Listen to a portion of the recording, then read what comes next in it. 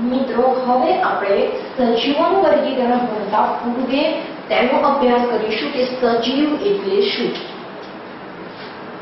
સજીવ એટલે શું?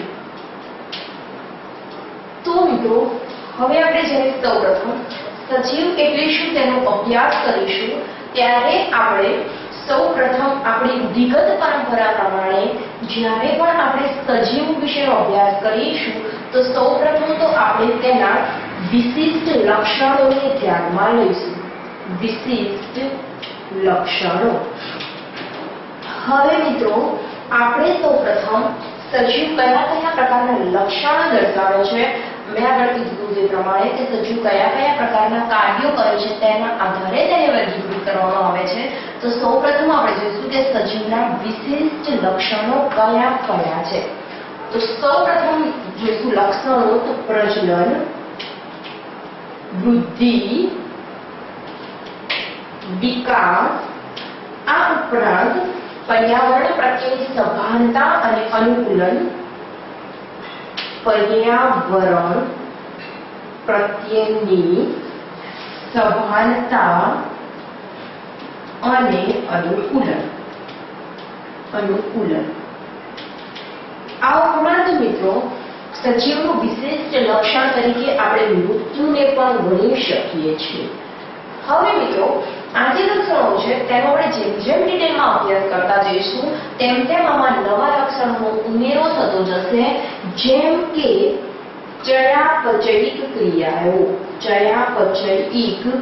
ક્રિયાઓ, આ ઉપરાંત વારસો સાચવવાની ક્ષમતા,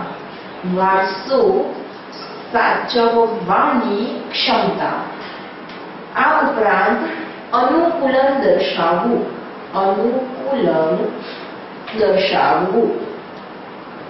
આ ઉપરાંત મિત્રો એન્ટ્રોપી કે શરીરમાં જ્યારે કોઈ પણ અવ્યવસ્થા સર્જાય છે એના પરિણામે એન્ટ્રોપી સર્જાય છે. તો એન્ટ્રોપીને આપણે અવ્યવસ્થાનું પરિણામ એવું કહી શકીએ છીએ. અવ્યવસ્થાનું પરિણામ. તો મિત્રો સજીવ એક પણ લક્ષણ એટલે એક પણ ક્ષમતા ધરાવે છે કે તેનામાં એન્ટ્રોપી થાય તેનું નિયંત્રણ કેવી રીતે કરવું, એટલે કે એન્ટ્રોપીનું નિયંત્રણ. અને આ ઉપરાંત તે ભિન્નતા જેવા વિશિષ્ટ લક્ષણો ધરાવે છે. તો મિત્રો સજીવ એટલે શું? તો સજીવનો અભ્યાસ કરતા પહેલા આપણે સજીવના વિશિષ્ટ લક્ષણો વિશેનો અભ્યાસ કરીશું. તો સજીવના લક્ષણોમાં પ્રજનન, વૃદ્ધિ, વિકાસ, પર્યાવરણ પ્રત્યેની સભાનતા અને અનુકૂલન, મૃત્યુ, ચયાપચયિક ક્રિયાઓ, વારસો સાચવવાની ક્ષમતા, અનુકૂલન દર્શાવવું, એન્ટ્રોપી જેને આપણે અવ્યવસ્થાનું પરિણામ કહીએ છીએ તેનું નિયંત્રણ કેવી રીતે કરવું અને ભિન્નતા કેવી રીતે દર્શાવે છે તે દરેક લક્ષણો આપણે મિત્રો સૌપ્રથમ 1 by 1 ડિટેલમાં અભ્યાસ કરીશું. માટે સજીવ વિશેની કોન્સેપ્ટ આપણા માઇન્ડમાં એકદમ ક્લિયર થઈ જશે અને ત્યારબાદ આપણે સજીવના વર્ગીકરણ વિશેનો અભ્યાસ કરીશું. તો મિત્રો તમે નિર્જીવ ઘટકો જોડે કમ્પેરિઝન કરો તો નિર્જીવ ઘટકો પ્રજનન કરી શકતા નથી. સજીવોમાં પ્રજનનને આપણે તે કહી શકીએ છીએ કે એક સજીવમાંથી બીજો સજીવ ઉત્પન્ન થવાની ઘટના, તેને આપણે પ્રજનન કહીએ છીએ. પરંતુ મિત્રો કોઈ નિર્જીવ ઘટક પોતાના જેવો જ બીજો ઘટક બનાવી શકતો નથી. મતલબ કે તે પ્રજનન કરી શકતા નથી. આપણે વૃદ્ધિ, વિકાસ, આ બધા જ જે ઘટકો છે તે ફક્ત સજીવના જ વિશિષ્ટ લક્ષણો છે. આ બધા લક્ષણો નિર્જીવ દર્શાવી શકતું નથી. આ ઉપરાંત મિત્રો મેં તમને આગળ કીધું હતું કે સજીવોના વર્ગીકરણમાં તેમના કાર્યો અનુસાર તેમને વર્ગીકૃત કરવામાં આવે છે. તો મિત્રો તેમના કાર્યો અનુસાર વર્ગીકૃત કરવામાં આવે છે તો આપણને એ સવાલ થાય કે સજીવો કયા કયા કાર્યો કરતા હશે કે જેના આધારે તેમને વર્ગીકૃત કરવામાં આવે છે.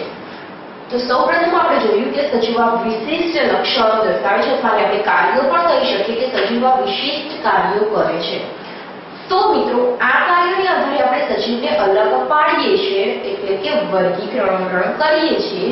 તો તે સમજતા પૂર્વે આપણે સૌપ્રથમ આ બધા કાર્યોને ડિટેલમાં સમજવા જરૂરી છે.